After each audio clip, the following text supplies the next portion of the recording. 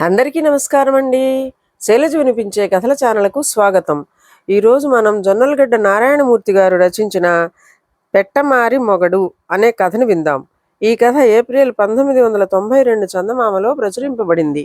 రామదుర్గం అనే ఊళ్ళో కాంతమ్మ అనే ఇల్లాలకు పొరుగునే కాపురం ఉంటున్న తన ఆడపడుచు సీతమ్మతో తరచూ ఏదో తగాదా వస్తూ ఉండేది. కాంతమ్మ నోటికి దడిచి చుట్టుపక్కల వాళ్ళెవరూ వాళ్ళ గొడవల్లో కలుగజేసుకోవడానికి ముందుకు వచ్చేవారు కాదు. కాంతమ్మ భర్త శరభలింగం ఇదంతా చూస్తూ కూడా ఏదీ పట్టనట్లుండేవాడు. ఒకరోజు సీతమ్మ పెంపుడు పిల్లి కాంతమ్మ ఇంట్లో చొరబడి గిన్నెలో ఉన్న పాలన్నీ తాగేసింది. కాంతమ్మ పిల్లిని సీతమ్మను కలిపి శాపనార్థాలు పెట్టడం ప్రారంభించింది. సీతమ్మ చాలా కోపంగా, కావలిస్తే నీకు 2 గిన్నెల పాలు ఇస్తాను, అంతేగాని నా పిల్లిని మాత్రం ఏమీ తిట్టవద్దు అన్నది. ఇందుకు కాంతమ్మ, ముందు నువ్వు ఆ పిల్లిని ఊరి చివర అడవిలో వదిలిపెట్టించకపోతే నేను ఊరుకునేది లేదు అన్నది. సీతమ్మ విసురుగా, అది జరిగే పని కాదు అన్నది. ఇలా తగువు ముదిరి ఇద్దరూ పెద్దగా ఒకరి మీద ఇంకొకరు కేకలు వేసుకోవడం మొదలుపెట్టారు. అప్పుడే పొలం వెళదామని బయలుదేరుతున్న శరభలింగం వాళ్ళ కేకలు విని తెల్లవారిందనగానే ఏమిటి వెధవ గొడవ అని చెల్లెలు సీతమ్మనే మందలించబోయాడు. సీతమ్మ రుసరుసలాడుతూ, పెట్టమారి మగడివి, నువ్వా నన్ను మందలించ చూస్తున్నది అంటూ ఎదురు సమాధానం చెప్పింది. శరభలింగం బిత్తరపోయి మారు మాట్లాడకుండా పొలానికి వెళ్ళిపోయాడు. కాంతమ్మ రెచ్చిపోతూ, చెట్టంత అన్నగారిని పట్టుకుని పెట్టమారి అన్నావంటే నీకెంత పొగరున్నదో తెలుస్తూనే ఉన్నది. ఊరి పెద్దల ముందు నీ చేత నాకు క్షమాపణ చెప్పించుకోకపోతే నా పేరు కాంతమ్మే కాదు అని సవాలు చేసింది. నేనన్నది ఉన్నమాట.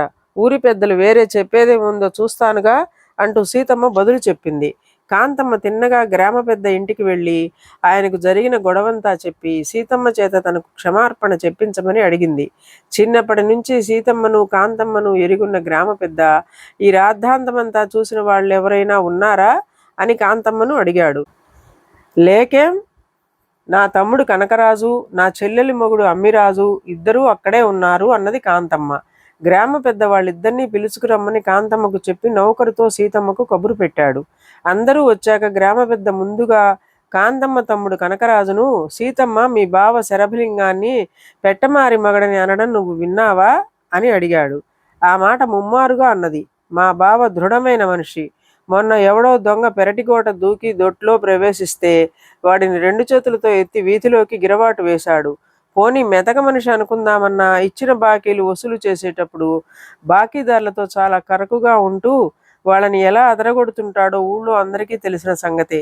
ఇవన్నీ పెట్టమారి లక్షణాలా అని కనకరాజు ఎదురు ప్రశ్న వేశాడు. గ్రామ పెద్ద నవ్వి, అమ్మిరాజును నువ్వేమంటావని అడిగాడు. మా తోడల్లుడు పొలంలో పాలేళ్ల మీద పెత్తనం చేస్తూ పనిచేయటం చూసిన వాళ్ళెవ్వరైనా ఆయన్ని అలా చులకన చేయడానికి సాహసించరు అన్నాడు అమ్మిరాజు. అంతా విని గ్రామ పెద్ద సీతమ్మతో, వీళ్ళంతా చెప్పింది విన్నావు కదా, అన్నగారిని ఏమాత్రం సంశయించకుండా శరభలింగాన్ని అలా చిన్నబుచ్చేలాగా మాట్లాడటం బాగున్నదా అన్నాడు. అందుకు సీతమ్మ ఏమాత్రం తొణక్కుండా, మా అన్న దృఢమైన వాడే, బాకీదారులతో కరకుగా ఉంటూ వాళ్లను అదరించి బెదిరించి ఇచ్చిన అప్పులు అనాపైసలతో సహా వసూలు చేస్తున్న వ్యవహారకర్త అని కూడా తెలుసు. అతడు ఇతరుల మీద పెత్తనం చలాయించడంలో మంచి నేర్పున్నవాడు. కానీ ఈ ప్రతిభా పరాక్రమాలన్నీ మా వదిన కనుచూపు మేరలో ఎక్కడా లేనప్పుడే అన్నది. గ్రామ పెద్ద ఈ తగు ఎలా తీరుస్తాడో చూద్దామని ఆ పక్కన నిలబడి అంతా గమనిస్తున్న గ్రామ నౌకర్లిద్దరూ సీతమ్మ అన్న మాటలకు పెద్దగా నవ్వుతుంటే గ్రామ పెద్ద కూడా ఒకసారి నవ్వి, పెట్టమారి మొగడు అన్న మాటకు ఇంత అర్థం ఉన్నదని నాకిప్పుడే తెలిసింది అన్నాడు. ఆ తర్వాత ఆయన కాంతమ్మను సీతమ్మను వేరువేరుగా పిలిచి, మీ ఇద్దరి గొడవ వినేందుకు గ్రామస్తులు చుట్టూ చేరకపోవడం మేలే అయింది. ఇంటి గుట్టు ఇలా రచ్చకెంకించుకుని తగులాడుతూ ఉంటే నవ్వులు పాలయ్యేది మీరే. ఇక ముందైనా మీరిద్దరూ కలహం పెంచుకోకుండా సఖ్యంగా ఉండటం ఎంతో అవసరం అని హితబోధ చేసి పంపేశాడు. ఇదండి కథ.